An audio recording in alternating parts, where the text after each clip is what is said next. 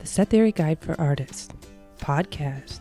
Better grab a coffee and settle in because we have a real treat for you today, starting with the fireplace.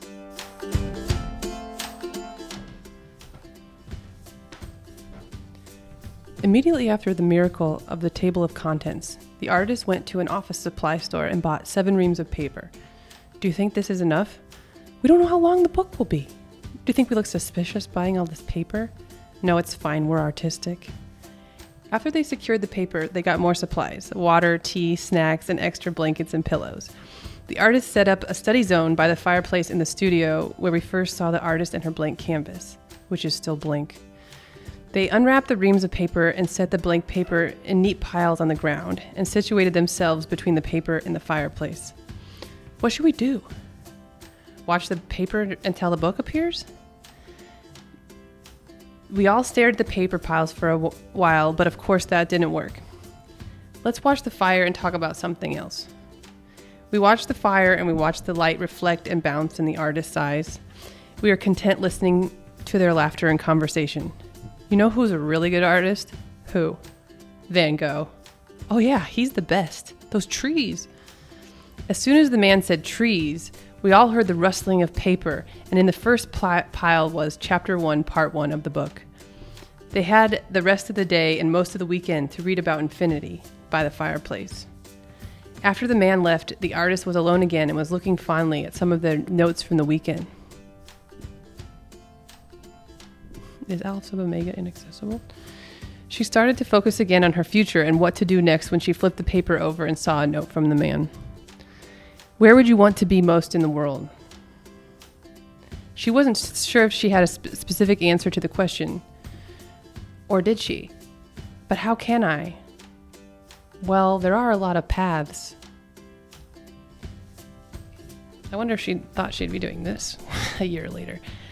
I would like to say about this that sounds like a lot of fun to be reading some proofs by a fireplace, and I'll get some tea and some snacks. I'm all for it, and I hope that comes true.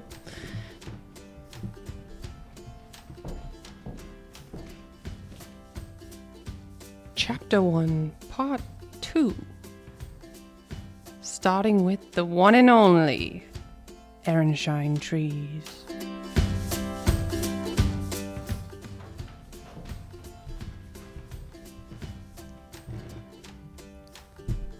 We begin with Aronszajn trees, where the rationals really shine. Then we get a chance to see Hausdorff gaps and experience eventual domination. We will see the definition of filters and ideals, and finally, cofinality. Oh, and the image, Several Circles by Wassily Kandinsky, 1926. Aronszajn trees. Before we get to Aronszajn trees, aka Aronszajn trees, okay, it's not spelled like that, but that's how it's pronounced. Let us code the natural numbers with colors. We can think of the cardinality of the visible color spectrum from violet to red as the cardinality of the interval 0 to 1, aka the cardinality of the continuum. Each color corresponds with a wavelength, and even if our eyes cannot distinguish between two very similar colors, we can look at their wavelength to see the difference. Here's a proposal for how to have a countable arrangement of colors using the 7 main colors and black and white. We start with the 7 main colors, followed by the 7 main colors with 1 white zip. We pay homage to Barnett Newman here. His work is too young for the public domain, so it is not included here. Then the 7 main colors mixed with 1 black zip. Then the 7 main colors mixed with 2 white zips. Then the 7 main colors mixed with 2 black zips, and so on forever. This ordering is a linear ordering. A strict partial ordering is a binary relation less than, or that symbol, on a set C with the transitive property. If A is less than B and B is less than C, then A is less than C. And where for any A and C, A is not less than itself. A partial ordering is linear if for any P, Q, and C, either P is less than Q, P equals Q, or P is greater than Q. There's more than one definition of a tree in set theory. In this section, a tree is a partially ordered set t less than, where for each x and t, the set of all predecessors of x, the set of all y such that y is less than x is well-ordered, linear order where every non-empty subset has a least element. It's well-ordered by less than. We have seen the infinite binary tree with uncountably many infinite paths. Let us construct another tree of height omega where each level is finite. Every well-ordered set is isomorphic to an ordinal. So every x and t has a set of predecessors which has an order type, an ordinal that it is isomorphic to. And this is the rank or order of the node. Order of x is the order type of the set of y's less than it. Then we can define the levels of the tree indexed by ordinals. The alpha level is the set of all x such that the order of x is alpha. Then the height of the tree is height of t is the supremum of all the orders of x plus 1, where x is in t. The infinite binary tree has height omega, since every node has a finite order and their orders are unbounded, so that the supremum is omega. The height of a tree is the least ordinal such that the tree is empty at that level. A branch in a tree is a linear ordered subset of the tree that is not contained in any other linearly ordered subset, maximal chain. The length of a branch is the order type of the branch. For example, we saw that there are uncountably many omega branches in the infinite binary tree. We will construct another infinite tree with finite levels. Will it have an infinite branch? Let us use the natural numbers coded by the colors to make the tree. This choice is getting us ready for later, where the branches of an Aronszajn tree will be sequences of rational numbers. Let T be a tree where the root of the tree is any color in C, the countable set of colors. Level 0, we pick 12 here, just some number. For the first level, choose children of the root to be any colors that are greater than the root. So anything bigger than 12. Okay. Since we want to create an infinite tree, we should continue. Not every node needs to have children, but at least one does. For the nodes that do not have extensions, let us continue to always choose greater colors so that our branches are increasing sequence of colors from the countable color set C. Level 2, following the rules. Since we are making an infinite tree, we must continue. At least one node on the second level must have an extension, and at least one of these nodes must have an extension, and one of these nodes must have an extension, and so on. Let us see that this tree has an infinite branch. To construct an infinite branch, start with the root. Then choose a successor of the root which does not lead to a dead end. That is a successor that has infinitely many successors. If there is no such node, then the tree is finite. That is, on the first level, choose a node x1 such that the set of all y and t such that y is greater than x1 is infinite. On the second level, choose a successor x2 such that the set of all y and t such that y is greater than x2 is infinite. At the nth level, choose a successor which has infinitely many successors, and so on. No matter the construction, an infinite tree with finite levels will have an infinite branch. This is Koenig's lemma. If T is a tree of height omega such that every level of T has finitely many nodes, then T has an omega branch. We might wonder, if T is a tree of height omega 1 such that every level of T has countably many nodes, must T have an omega 1 branch? The answer is no, because an Aronszajn tree is a tree of height omega 1 with countable levels which has no omega 1 branch. And we can construct an Aronszajn tree. The idea in the construction of an Aronszajn tree is what we label the nodes with rational numbers. Okay, the idea in the construction of an Aronszajn tree is that we label the nodes with rational numbers so that each branch is an increasing sequence of rational numbers, and thus no branch can be uncountable. Let us use our color scale. Then the rational number 3/5 is represented by half 3, half 5, we'll say. And since there are literally like 3 on top, 3 on top, 5 on the bottom, let's say. Wait, let us see, since there are equivalent fractions to 3/5, such as 6/10, there's multiple ways to represent one rational number. Let us see that the rational numbers are countable by finding a countable list of the rational numbers. The figures below illustrate that the positive rationals are countable. And similarly, the entire set of rationals is countable. We are overcounting since we will count each equivalent fraction, but even with our overcounting, the result is still countable. If we go down any row or column, we might not come back. So we will work the finite diagonals to make a path which encounters every rational. So we make this path to the rational. Thus, the set of rational numbers is countable.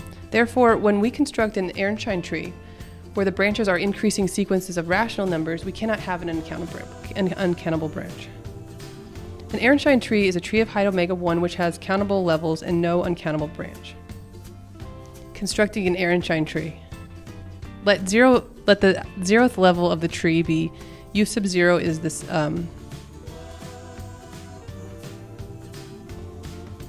let me just, you guys, I think I just mean the empty set, right? I think I just meant the empty set, not the set that contains the empty set.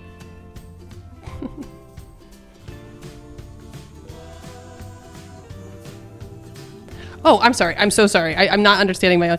So the 0th level of the tree, it has just one node, and that is the empty set. Okay, so that is the symbol for the empty set. It's just, I didn't even put that in the list, but we'll say 0 is just a white circle there.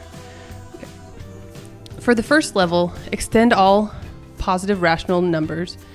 It is okay if we are using multiple representations of each reduced fraction.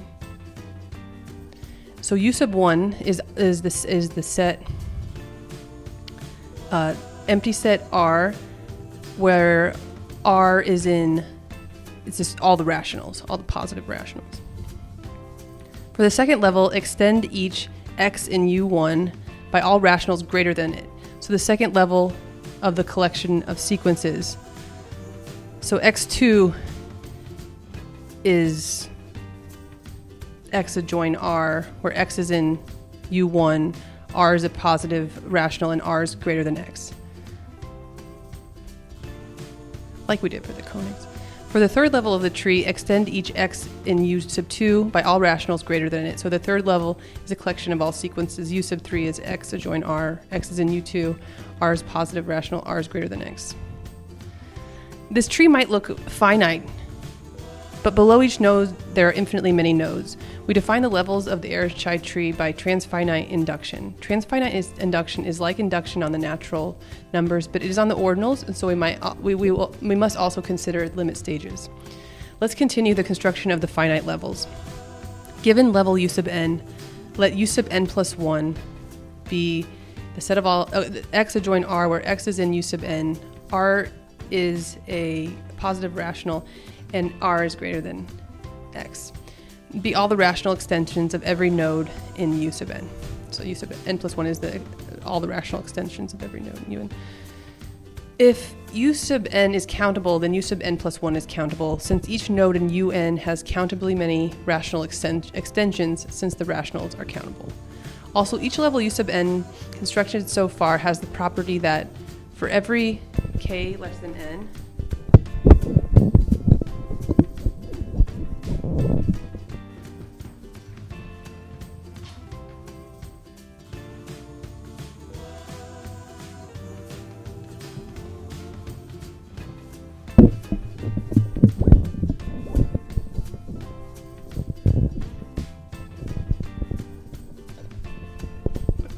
also, each level u sub n constructed so far has the property that for every k less than n, and every x in u sub k, and every r greater than the sup of x, there is a y in u sub n such that x is a subset of y, and r is greater than or equal to the sup of y.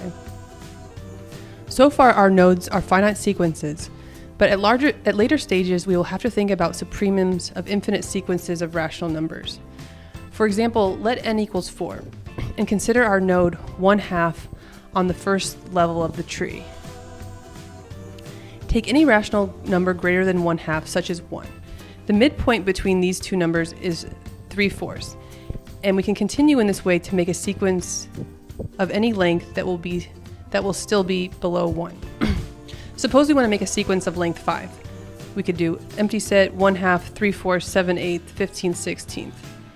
Then x equals empty set to 1/2 is a subset of y equals MC set 1/2, 3/4. So y is this extension we're looking for, 7/8, 15/6. And sup of y is less than 1. And we can see in the picture that might look like. Then in the tree, y is an extension of x on the 4th level. And they're sort of like following the 1. They want to still say less than 1, but it's kind of guiding them. This is like, it says follow me. It is like the q greater than sup x is a caret leading us to create a sequence of any length to get an extension of x at any level above x. This property holds because of the density of the rationals and because we are taking every possible extension at every successor level. So far we have built all the finite levels of the Aronszajn tree, and they are all countable, and we have the caret leading us to create an extension at any level property between them, which we will prove by induction. We are at the crucial moment where we construct u sub omega, the first infinite level of the tree. The tree t sub omega that we have built so far has continuum many paths, so we cannot extend every branch to the omegeth level. While there are uncountably many paths in t sub omega, and I wonder if that should be t sub less than omega. There are countably many nodes we will choose for each node only countably. While there are uncountably many paths in t sub omega, there are countably many nodes, and we will choose for each node only countably many extensions to the omegeth level. Countably many nodes times countably many extensions is still countable. So if we can do this, we construct the first infinite level of the Aronszajn tree. For each x in t sub omega and every r greater than x, choose an omega sequence y of rationals that contains x and whose supremum is less than or equal to r using the density of the rationals. For each node and each rational number greater than the sup of the node, choose one y. Then let the omegeth level be the countable collection of these y's. For each path we want to extend to the omegeth level, we need to put a rational on the omegeth level. In the image, we just use the rational which guided us. The rank of a node is the order type of its predecessors, so we will actually put a node on the until we actually put a node on the omegeth level, it is empty. Then for the next level, we take all rational extensions of nodes on the omegeth level. U sub omega plus 1 is the x adjoin r, where x is in u sub omega and r is greater than x. Given any alpha less than omega 1, if u sub alpha has been constructed, let u sub alpha plus 1 be the x adjoin r, x is in u sub alpha, r is greater than x. Then if u sub alpha has the caret leading us property, so does u sub alpha plus 1. And if the alpheth level is countable, so is the alpha plus 1th level. We can prove these with transfinite induction, and we will know the limit levels will hold by construction below. If alpha is a limit ordinal, where the levels below have been constructed, we want to construct the alpheth level so the property holds and it is countable. Let x be in t sub alpha. Then since alpha is countable, there is a sequence, alpha sub n equals 0 to infinity, where x is in u sub alpha sub 0, such that limit as n goes to infinity, alpha sub n equals alpha. Then for each r greater than x, there is a y sub n in u sub alpha n, such that x is a subset of y sub n, and the supremum of y is less than r. Let y be the union of these y sub n in omega. And let u sub alpha be the collection of all such y for each x in t alpha. At successor stages, take every possible rational extension. At limit levels, for each node already constructed and for each rational greater than it, choose a path to the next limit stage. Finally, the Aronszajn tree is the union of all the levels created. T is the union of alpha less than omega 1 u sub alpha. Each level will be countable, but there's also no uncountable branch because there's no uncountable sequence of rational numbers. So here's the full Aronszajn tree.